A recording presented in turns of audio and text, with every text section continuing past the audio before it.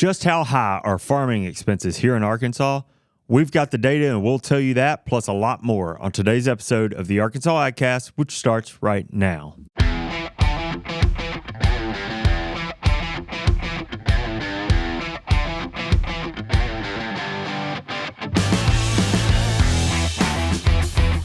You're listening to the Arkansas AgCast, where we discuss the latest news, trends, and issues impacting Arkansas farmers and ranchers. Our show is brought to you by the Arkansas Farm Bureau Federation and hosted by Jason Brown and John Nickman. Good afternoon, everybody. Happy Thursday. It is that time again for the latest episode of the Arkansas AgCast. Mm-hmm. Man, we're whittling down the year. We're cold. Here. We are cold. We are cold. We slept with the window open in my house last night. Yeah. And let me tell you, I had to hear about how tough it was to sleep.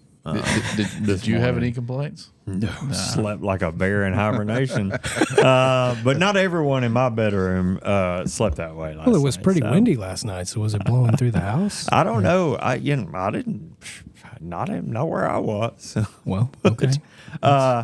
It's going to be really chilly, and I think it's going to get down to the low 40s here in Little Rock tonight. So yeah. When are we looking at the first frost, do you think? I think we're still a few weeks away.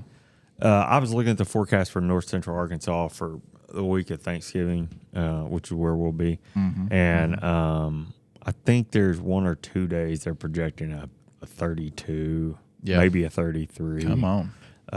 Sooner the better. Low. We usually we do that trip every year, and we usually do get a frost in there. Get those deer moving, buddy.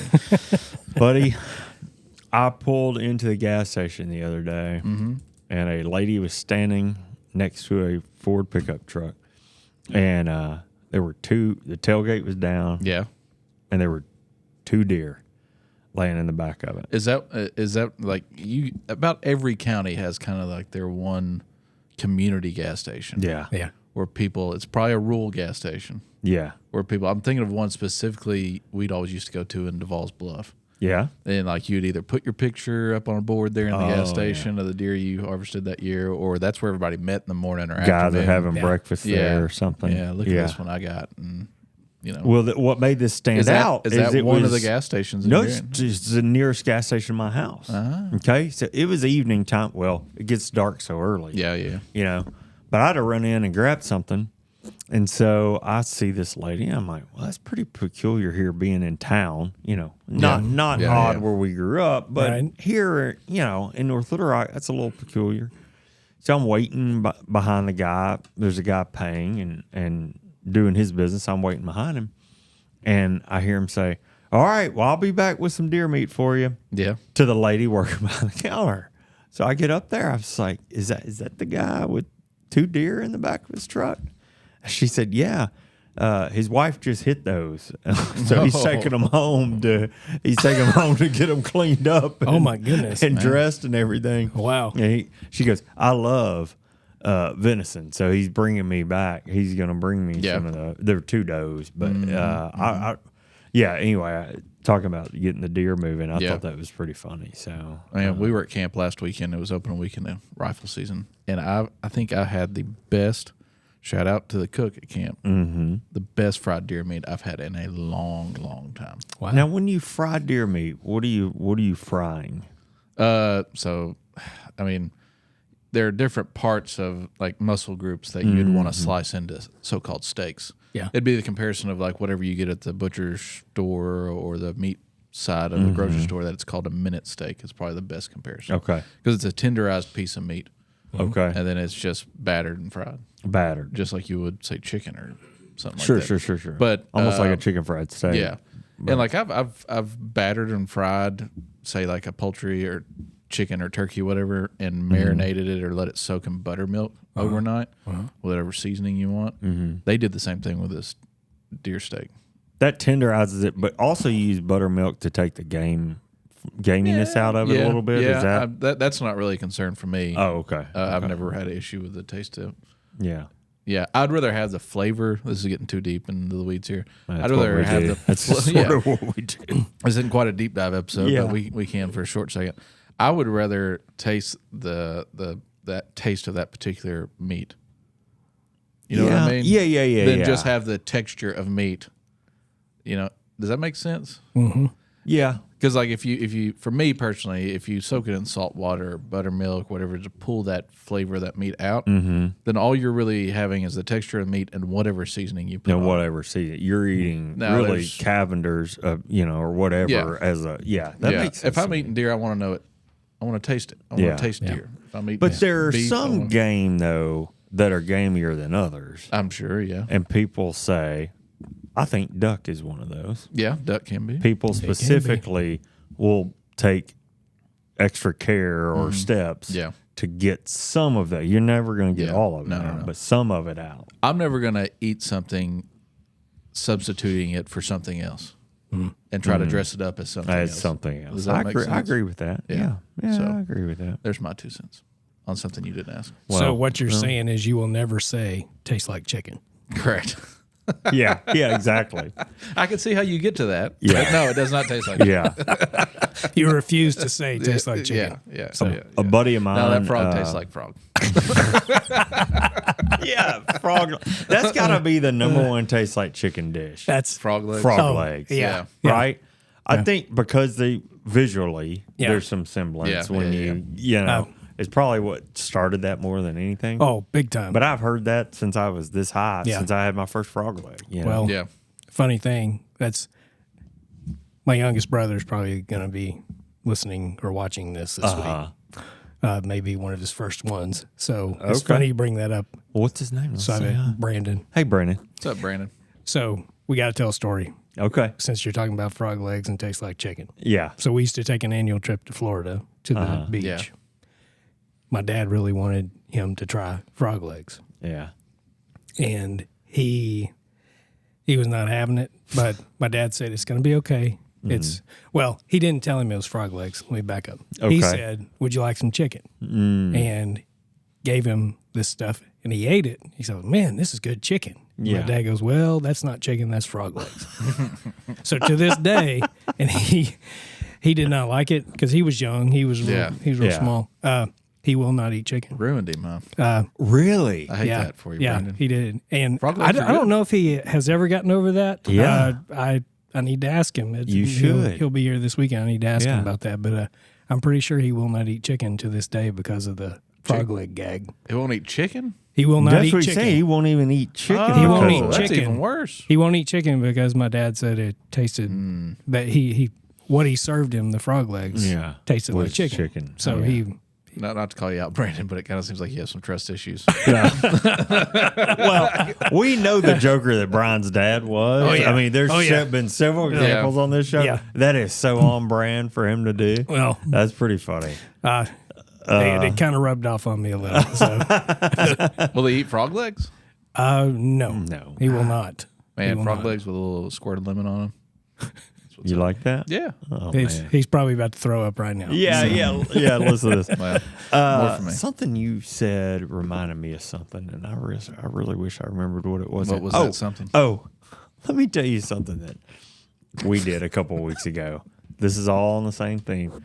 Marilyn and I went on a Sunday afternoon. We had to run up to the local grocery store, and the local option near our house has a deli that has tons of options. Yeah. Right. Mm-hmm. 4 City original here grocery store, and the fried chicken is one of the things they serve. Yeah. And we're walking through there, and we had dinner plans. I didn't eat. We weren't eating fried chicken for dinner. Yeah. But I could not walk past that And not chicken get you some? and not.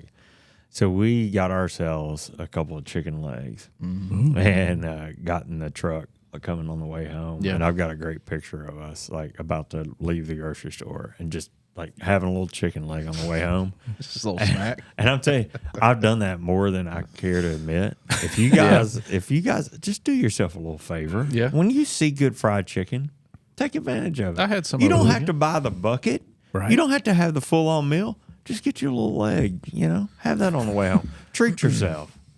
I like chicken thighs. Yeah, fried chicken thighs. I like I don't know. I like the leg too, but I think the thigh is my favorite. Yeah. know? I eat a lot of chicken thighs. Do you? Because it's easy to cook on a Sunday, and it doesn't.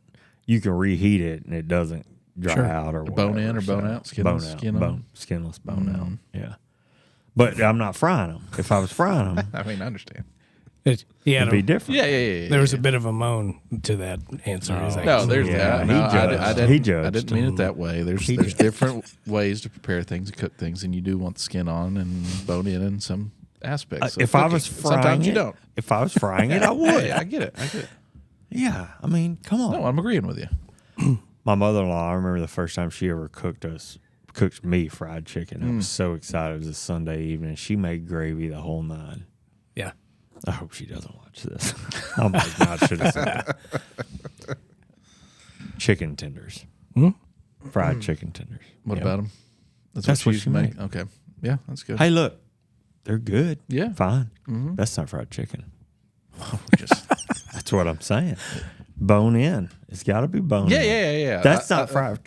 Cooking chicken tenders is not fried chicken. We had some fried chicken from a new spot, that new Breckenridge area. I know the place. Yeah. Their chicken's really It was good. really good. Yeah. Yeah. We've my wife had is more one. like, I guess this is better, but yeah. My wife thinks it's spicy. Yeah. So she thinks doesn't the like new to one go. or the Gus's? No, the new one. Oh, it's And so she doesn't like to go there very, very often. Yeah. Man, and they have rotisserie or roasted chicken too. You don't have to go with the fried option. no kidding. Yeah. And wings. Yeah, we've had one for a year and a half or so. Something like that. Oh yeah. Across over the on river. north side. Yeah. They're pretty good. They stay busy too. But anyway, well, we didn't come here to talk about fried chicken, although now I'm hungry. Maybe see what I can find if I can round up a chicken leg. Just gonna run home real quick, fry you some. Yeah. Which, by the way, I will smell like for 3 days if I do that. Yep. Oh me. Anyway, all right. Well, a couple of things on the info front here. Boy, we've got a lot to go over today, but just we'll start by giving a little bit about the AgCast schedule. Y'all know as we enter the holiday season, we start to kind of switch it up a little bit. So next week we will be on for Thursday like normal, and we will have the Thanksgiving cost survey available. If you're unfamiliar with this, American Farm Bureau puts out an estimated cost for Thanksgiving dinner every year. The week before Thanksgiving, we'll be going over that. I'm very happy to tell you that we will have Arkansas information in that survey this year. So we will be able to tell you the average cost of Thanksgiving dinner in Arkansas. So y'all be ready for that. We'll cover that next Thursday. Then the following week, November 28th, we'll be taking off for the week for Thanksgiving, unless you're planning on coming in. If you do, then I'll be here, but I don't think you will. So No. So Thanksgiving Day. I should be in some sort of food coma at that point. Taking a nap. Be belly up. I'll be horizontal real quick. So we won't be here November 28th, but we'll be back the following week. Can you believe the week after Thanksgiving is convention? And we will be back. We'll be recording on the trade show floor in Hot Springs on December the 5th. So that's a show that you'll definitely want to make sure you're tuned in for. Yeah, it's always fun. I guess I'll ask this question first before I make this comment. Sure. Is there a time of year for you that moves faster than another? I'm telling you right now, we're putting up the tree in my house this weekend because the time doesn't exist. Like, we just aren't going to have the time. When you come back from the weekend following Thanksgiving, meaning 2 days after Thanksgiving, that's December. Yeah. Like, there's 3.5 weeks until Christmas from Thanksgiving, that weekend after Thanksgiving. So, really, when you think about it, I mean, I feel like Halloween was yesterday. Yeah. Yeah, it was just the other day. The fall has flown by. We're halfway through November. Today's 14th, isn't it? Mm-hmm. Technically, almost, but Yeah. Yeah. But my comment is that I don't know if it's because I look forward to hunting season and Thanksgiving and Christmas and New Year's and all that, or when that passes and then the rest of the year I just sit around with nothing to do but think about how I wish it was that time of year again. Yeah. Because when it finally gets here, it's just like, boom, we're halfway It's just gone. Yeah. And I don't know. I hate to see it move so fast. I do too. Now, January will get here and it'll feel like somebody threw on the brakes. Yeah. Those January, February, and March seem to really kind of that February, there's nothing to hunt. And it's still ugly outside. Yeah. And there's not a leaf on the tree. Yeah. So it's an odd month. Yeah. So let me see what else. Resolutions. We were at resolutions last week. Good episode from there. By the way, if you didn't get to listen to that one, it is a deep dive. So you have to listen and won't be able to watch. But we recorded that from the halls of the Hot Springs Convention Center. We did. And we talked with Heath Donner. Heath is a farmer from Mississippi County. He great guy. We gave him a title. Yeah, he took on new responsibility now. New responsibility for us. Honestly, work he's been doing for a few years behind the scenes, in the shadows. We officially donned him, gave him a title for the AgCast. You had to listen to hear that. But he really talked us through the policy process and kind of I joked that how does a bill become a law? Yeah. But he talked about a policy or resolution beginning at the county level and how it makes it all the way up to American Farm Bureau. Yep. So that was great. He did a really good job. And he was really excited to be on the show, too. Yeah, Which I think was something we probably should have done. I think Heath's our number one fan. He may be. Yeah. Heath, let us know. Confirm that. He did tell me that the people in his household were jealous. Yeah. I think they were kind of mad that we didn't put him on video. I bet. Well, I bet. We could always have him step in when we're in Hot Springs. Yeah. Just for a brief exactly. moment, Say hello. But, you guys did cover one thing there. Yeah. And I know I'm going to get a lot of judgment for this. Yeah. But you said we would circle back to it. Okay. When we got here. Yeah. What did I not? You asked him about peanut butter sandwiches. Oh, yeah. Peanut butter and jelly. Peanut butter and jelly sandwiches. Yeah. Which I'm all about a peanut butter and jelly sandwich. Yes. Sandwich. We did ask Heath to build his perfect peanut butter and jelly sandwich. He did excellent. Yeah. It was a good conversation. It was. It was. Yeah. So, do you have thoughts on that? Well, I do. So, and I know I'm going to catch a lot of judgment on this. Yeah. Oh, yeah. He wasn't mic'd up, was he? I was not mic'd up. He didn't get to that's talk why you said about it. You Yeah. Well, that's why we wanted to circle back. I'm going to go ahead and reveal. Okay. Against my better judgment. Yeah. I made a peanut butter sandwich last night, by the way. Okay. Well, there you go. No jelly? I'll come back to that. I still make them. But, okay. So, as I've gotten older, I've shifted quite a bit. So, all natural peanut butter. Okay. It's the only thing I eat now. Yeah. Honey. Peanut butter and honey. Put some banana on there. I do that occasionally. I put chia seeds and Ooh, fancy. It's pretty good. But I put it on the Dave's bread, the good seed. Yeah. That's the trick. What's your spreading mechanism?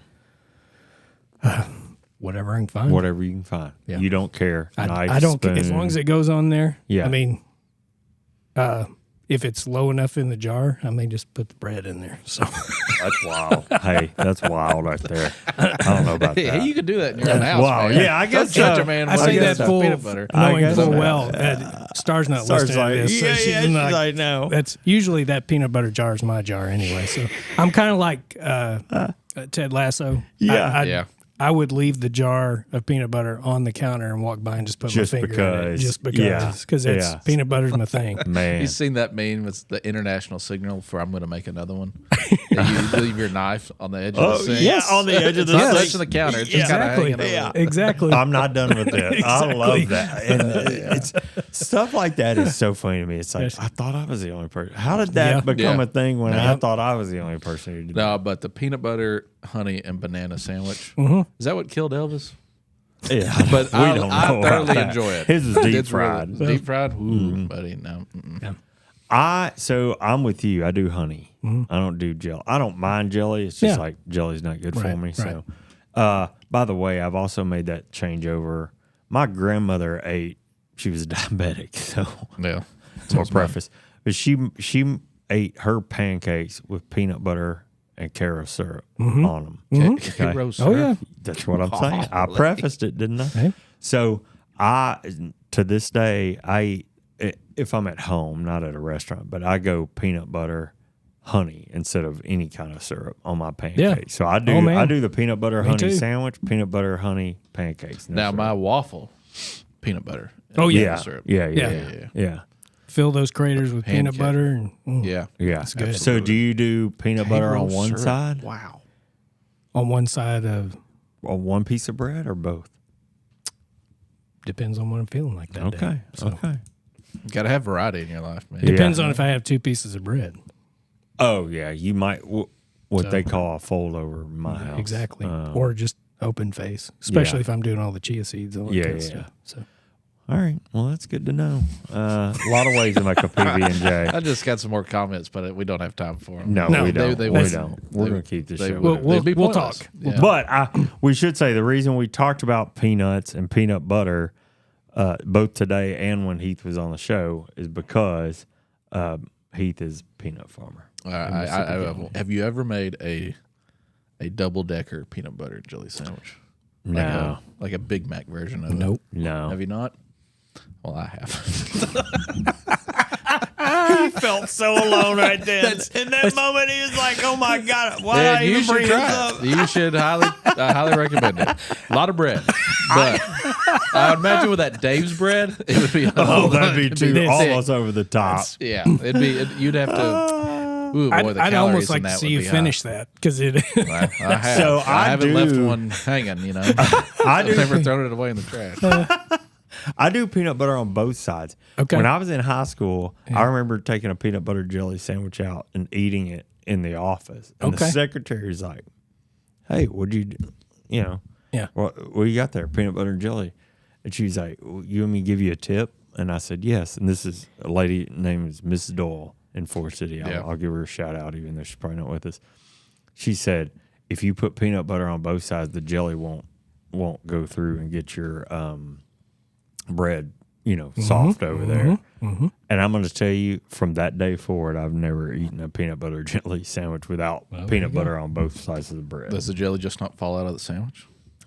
It doesn't fall out, but it doesn't like bleed through. Doesn't soak in or whatever. You must be using a lot of jelly. I don't know. My dad has a trick. He puts the peanut butter and the jelly in a bowl before he puts it on the sandwich. Like mixes it together. Mixes it together. Marilyn tries to request that at home. Like, hey, that's for your G-Paul's house. We don't do that here. That reminds me of that joke that comedian Brian Regan did that one time. He said, "How lazy have we gotten that we have the peanut butter and jelly in a container that you squeeze out?" I don't have time to use both of these. That's pretty funny. Well, I know we mentioned convention a minute ago. We just wanted to spend a couple minutes giving a rundown on that. So December 4th through 6th, again, it's in Hot Springs at the Hot Springs Convention Center. Yep. We've got some workshops. You want to talk about any of those? I know you're kind of working on we've got 9 workshops this year. Okay. And they're on Thursday, so that would be December the 5th. The first block will have 4 workshops in it. They'll be at 8:15. The second block will have 5 workshops, and it'll be at 9:15. Mm-hmm. And then something new, or I think they've tried to do this in the past, but it's been a while. We're going to have 2 workshops within the trade show. Oh, nice. Yeah. So there will be a farm, it's kind of semi-truck regulation. DOT is going to come in and give a class. Oh, nice. Do a walk-around of actual truck that's going to be in the trade show. Just kind of highlighting points that you need to be aware of if your trucks are going to be on state highways. Nice. To stay legal. And then there will be another kind of a livestock specific workshop within the trade show, I think at 1:30 on the same day or 1 o'clock on the same day, of doing some livestock genetic type stuff. Mm-hmm. So those will be pretty cool. And I mean, everything from farm bill, financial literacy, with farm credit, livestock marketing with Dr. Mitchell out of the U of A Extension. And then we've got a row crop sustainability panel. I think what else? Dr. Jason Davis, if I'm right, is going to do a drone regulation. That's I think pretty big hot that. topic, especially with the potential of Chinese-made drones probably going to be made illegal to be sold in the country, or the U.S., I should say. So he's going to give some stuff about that. And, I mean, we've got all kinds of stuff. Yeah, all sorts of things within that kind of workshop block. So you got that to look forward to. Yeah, so a lot of workshops, a lot of learning opportunities going on down there. We've got keynotes from Dan Wright and a gentleman named Dwyer Brown. So I'm pretty excited about the Dwyer Brown keynote. He is an actor who played Kevin Costner's father in the film Field of Dreams. He also grew up on a farm in Iowa. He's an Iowa Farm Bureau member. He's just all around interesting guy. And he really he's written a book. And without giving too much away, what it is he says, you know, after he played in that role in that movie, obviously was huge. Yeah, still is.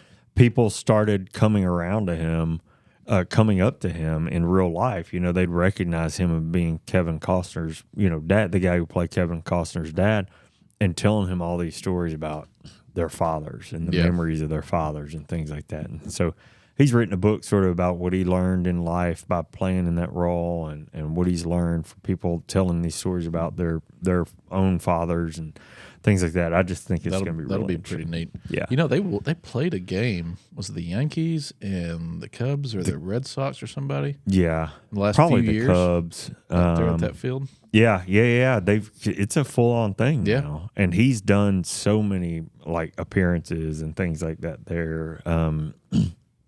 His website, he's got pictures of Kevin Costner, and they've done some things together since the movie. And I don't know, I just think it's going to be cool. So.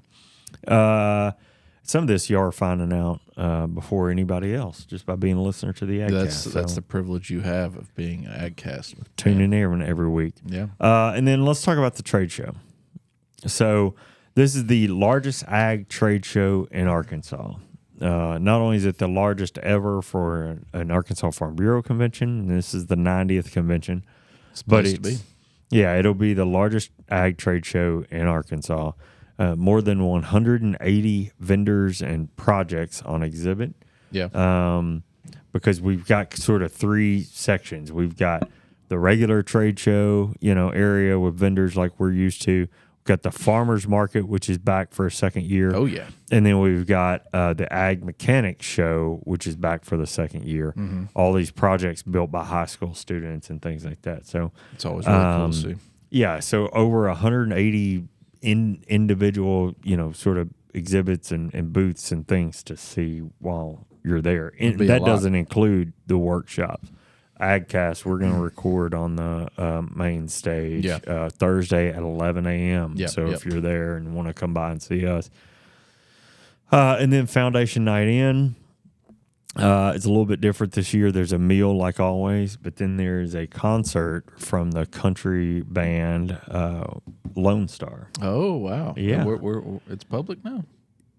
Yes, it is. It is public. I did not just get us. Well, now. I didn't just get us fired.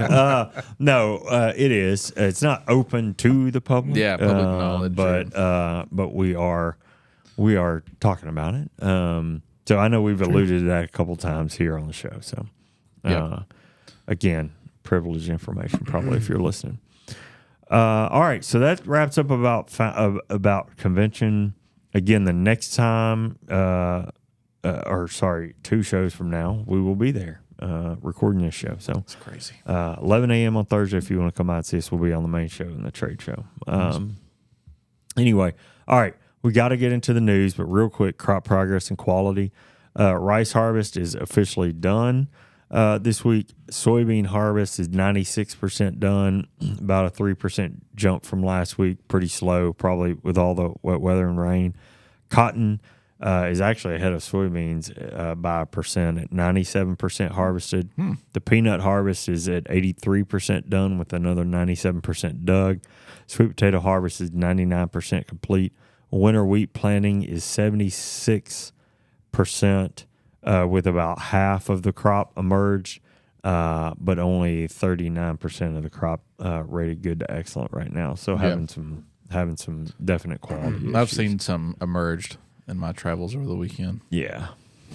So there's the outlook. We may go one more week on the crop quality and progress just to make sure that we see soybeans and peanut done and cotton too.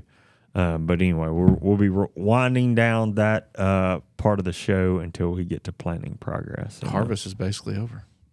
It is. That's it.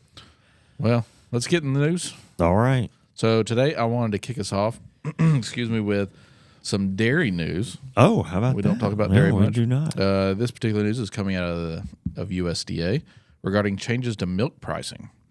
In the 2018 Farm Bill, there was a change to milk pricing, which has been blamed for a drop in prices received by producers. According to the AgriPulse article I sourced this information from, USDA is moving to reverse this rule. The Agricultural Marketing Service, or AMS, which is within USDA, announced a final decision just this week. However, none of the changes will take effect until the agency conducts referendums in each of the 11 milk marketing order regions.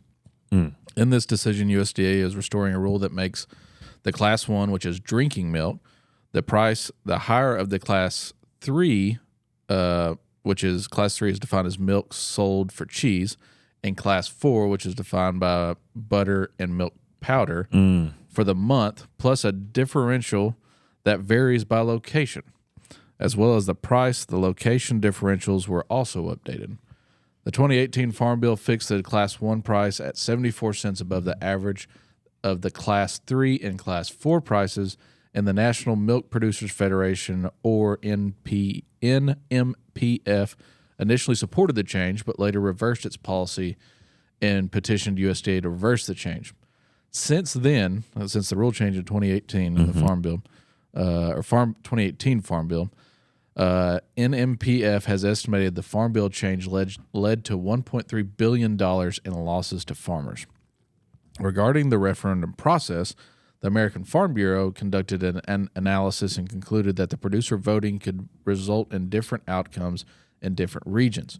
According to an AFBF analyst, each FMMO votes individually, meaning the outcome in one order only impacts that specific order. This could lead to some orders accepting the changes while others are terminated. USDA contends that terminating an order following a, quote, no vote is the correct interpretation of the Agricultural Marketing Agreement Act of 1937. Also in the final rule, a separate new pricing formula for milk with an extended shelf life is included. This would include milk products such as ultra-filtered Fairlife milk, which I'm sure you've seen in the grocery store. Yes.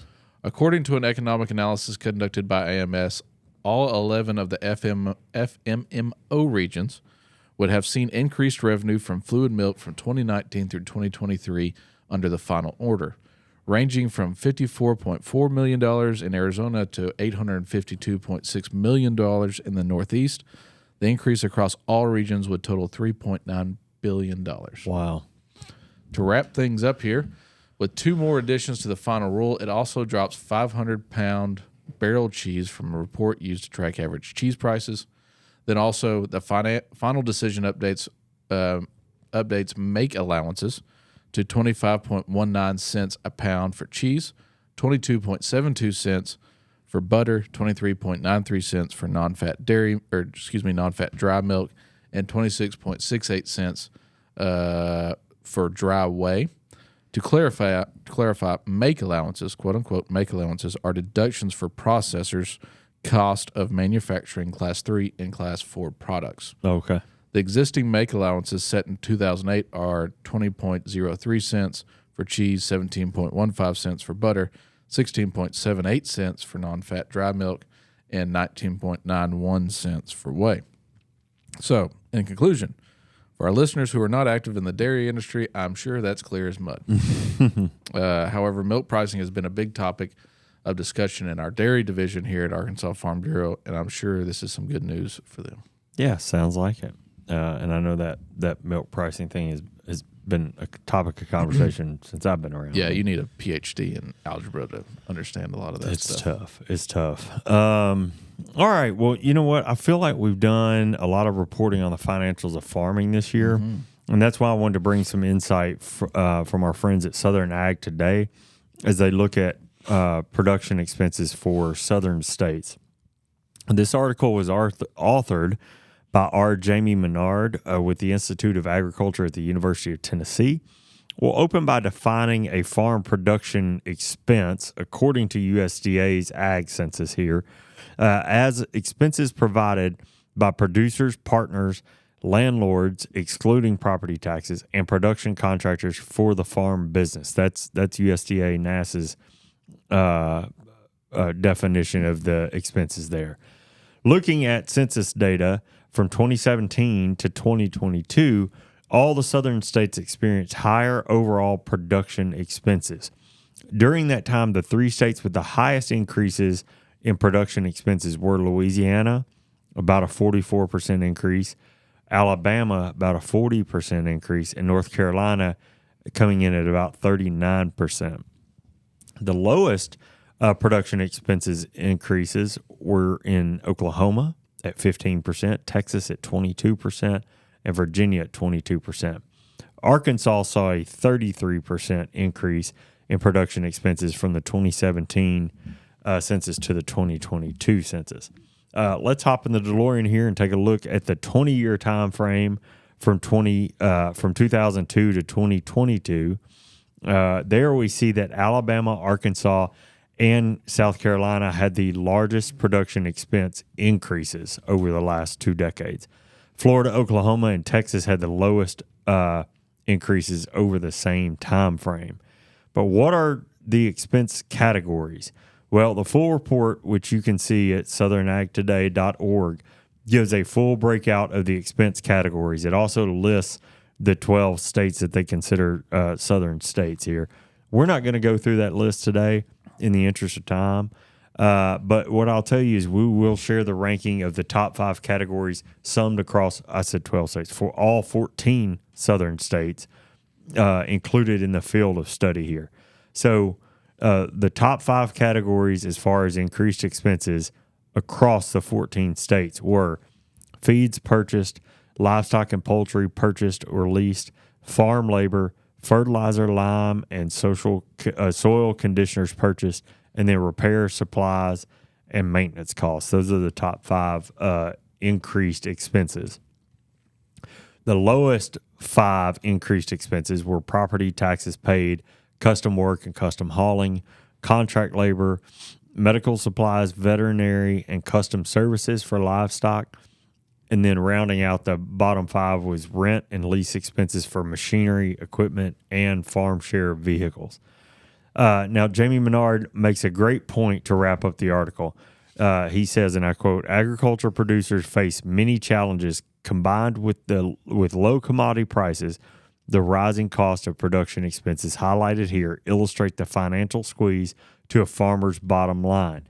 He goes on to say, quote, "The resulting lean profits, diminished cash flows, and increased credit reliance threaten the financial viability of many southern producers. That is why understanding your cost of production is imperative. Going into next year, identify your own high expense categories and manage those appropriately." So some good advice there from Jamie Menard. I'm sure as a fellow economist, you'll agree. Now, as a fellow economist, I'm always intrigued by different ways to say things. Oh, yes. And lean profits. That makes 100% sense to me. Yeah. I've never heard it put that way. Yeah. So that really stands out. Nice verbiage. Qualifying the profit. Yeah. A good economist does a really good job of taking information or data and telling a story. Oh. So that you, not an economist, can understand it. Yeah. Because we're so high up on the intellectual ladder We really need to do a good job of dumbing things down for people like Jason. Yes. And Jamie here has done a really good job with that. Yeah. Clap hands. One might agree that we're in the same business. I mean, professional communicator, but I see where you're headed, and I appreciate it. So, now, with that, I will say Jason has taken a lot of my stuff and made it even more clear for the common man. So, well, that's very kind of you to say. Yeah. However true it may or may not be. So, anyways, let's take a minute to talk about something big happening in healthcare for Arkansans: the new Farm Bureau health plans of Arkansas. Man, I'm glad you brought that up. With the cost of healthcare rising, we know that people across the state are looking for affordable, accessible solutions that don't sacrifice quality or coverage. And we know that because our members told us, asking us to do something about it. Well, that's where our new health plans come in. Designed as a flexible alternative to traditional insurance, these plans can offer up to 40% in savings, with customizable benefits that adjust to fit your unique needs and a robust network for statewide coverage you can rely on. You know, John, with these plans, you don't have to sacrifice quality or affordability. They're backed by the Arkansas Blue Cross and Blue Shield, a trusted partner that brings years of healthcare expertise and support, so you know you're in capable, reliable hands. We're also very proud to be in your community with nearly 100 local Farm Bureau agents across the state. Our agents are here to give you the personal support you deserve, from walking you through the details of each plan to help you make the right choice for yourself and your family. It's healthcare for Arkansans by Arkansans. To learn more, you can visit arfbhealthplans.com or you can call 1-888-544-7474 to find an agent near you. All right. You know, I always like to talk about trade here on the AgCast. Yes, you do. And lo and behold, today is no different. We're good. And that specifically because China has fallen from the top spot as the top market for U.S. food and ag exports. Did you know that? No, I did not. All right. Can you tell me who took their spot? No. You didn't look at the script already? I did. But I was, unlike you, who tries to spoil things, I try and, play along. That's wait that's a part minute. Let of me the fun rethink here. that, John. Mexico. Yay. Way to go, Jason. All right. Well, since Jason guessed it right, I will continue with my story. Successful Farming reported that according to USDA, during the 2024 fiscal year, U.S. food and ag sales to Mexico surged by 7%, making our neighbor the number one ag export customer. Shipments to Mexico increased by $2 billion from 2023 to $30 billion total. Those purchases included a record 24.5 million metric tons of corn, which accounts for 40% of all U.S. corn exports for the year. Mexico and Canada accounted for one-third of U.S. food and ag exports, totaling $172 billion for the year, and they are projected to repeat that in 2025. Mm-hmm. This would push China down to third place, given that Brazil has gained a large share of the ag import market in China, which we've discussed here quite a bit. Yes, we have. Also, corn, soybeans, dairy products, and pork were the leading U.S. farm exports to Mexico. According to USDA, and I quote, U.S. corn volume in Mexico, to Mexico in fiscal year 2024 is the largest single-year trade volume to any destination in history, and accounted for just over 40% of total U.S. corn exports. Okay. The United States supplied almost all of Mexico's imported corn. Demand was up because drought slashed the domestic corn crop. A larger crop was forecast this year, but imports would remain high at 24 million metric tons. Something also interesting to note, I'm sure some of us have already heard about this, but what I guess is a ruling on the U.S. challenge of Mexico's ban on imports of genetically engineered white corn is expected to is expected to come by the end of the year. Mm-hmm. Mexican President Claudia Sheinbaum, who took office in October, is pushing for food sovereignty, which includes larger domestic production of non-genetically engineered white corn and beans within the country. USDA also commented saying, and I quote, Mexico is currently considering a constitutional amendment that would ban the use of genetically engineered corn for human consumption or cultivation, and would require that genetically engineered corn kernels imported for other purposes, such as animal feed, first be broken or cracked Despite the uncertain legal environment, a present demand for corn by Mexican end users is expected to remain robust. So there's some good news.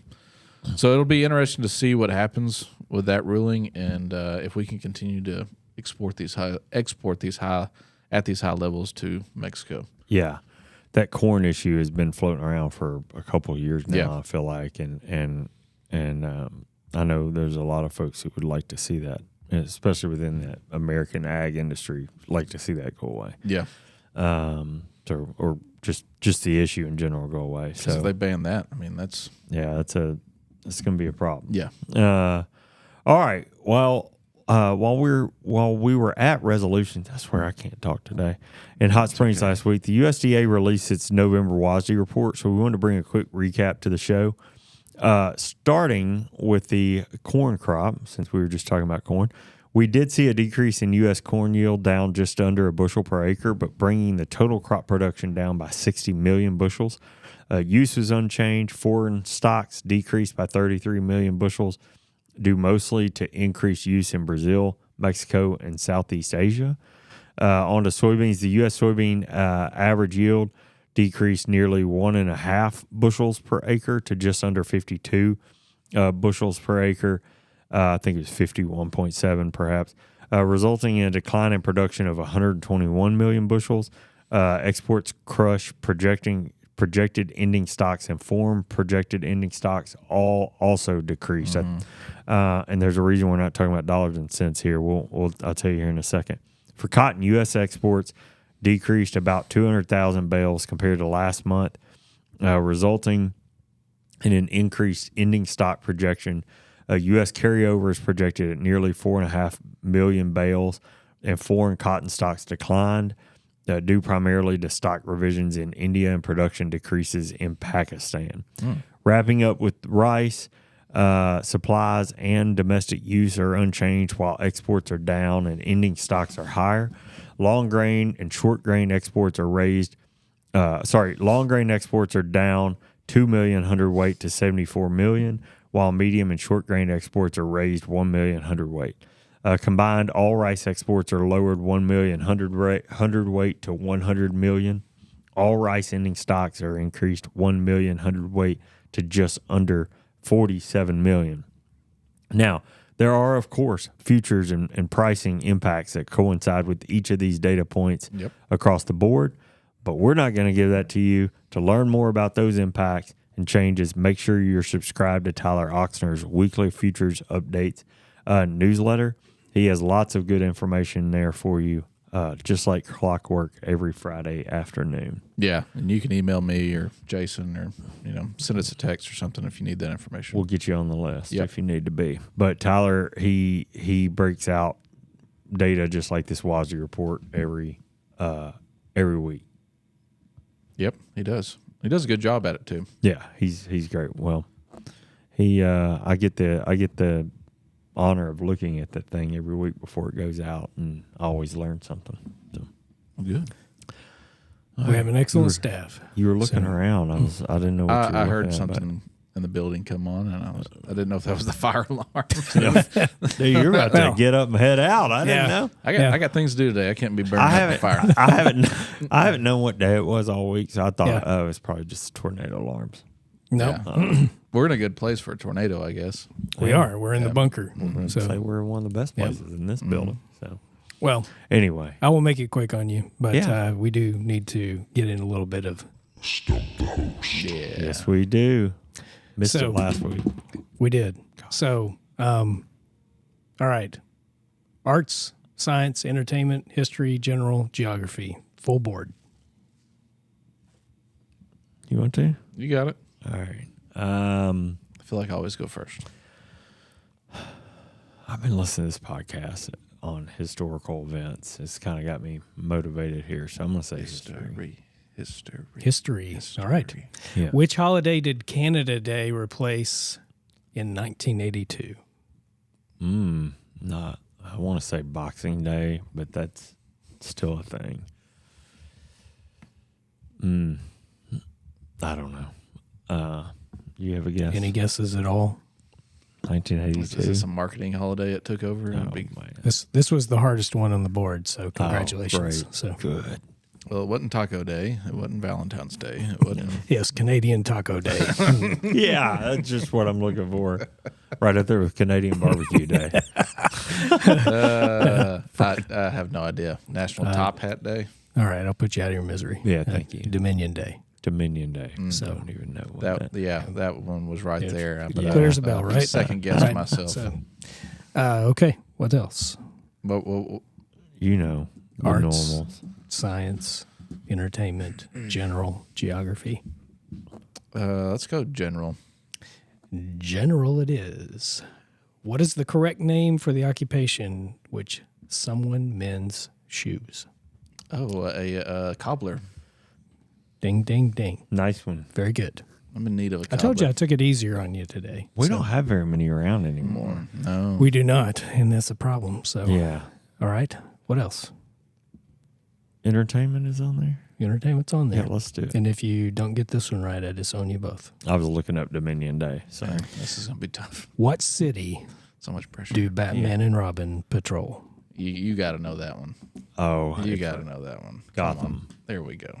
Gotham City. Very good. I was Congratulations. really worried you got were gonna, close, man. You were We got sweating there real for a close. minute. So, Yeah. All right.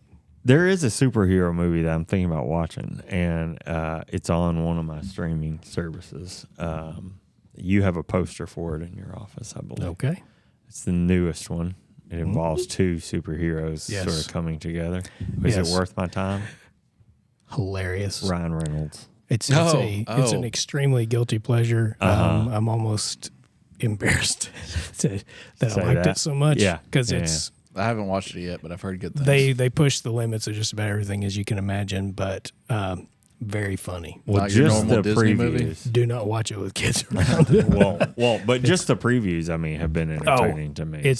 They did such an amazing job of going back and covering the last 2 decades Oh my God. of all the wow. superhero stuff. They pull in a bunch of cameos and references and stuff. 'Cause, Yeah. 20th Century Fox is not around anymore. Right. It's great. Okay. All It's- right. it's I'm going really, to do really, it then. really you well you done. talked me into it. Really well done. Good. All right. Well, that wraps up the news for this week. Thanks for following along with the Arkansas AgCast. We're grateful for you taking the time to watch and listen. Yeah, remember you can catch new episodes of the show every Thursday afternoon. Find video episodes on Facebook and YouTube. Listen to the audio version wherever you listen to podcasts. And make sure to subscribe and leave us a review when you have a few extra minutes. The Arkansas AgCast is brought to you by the Arkansas Farm Bureau. I'm Jason Brown, And I'm John McMinn. and we'll see you next week.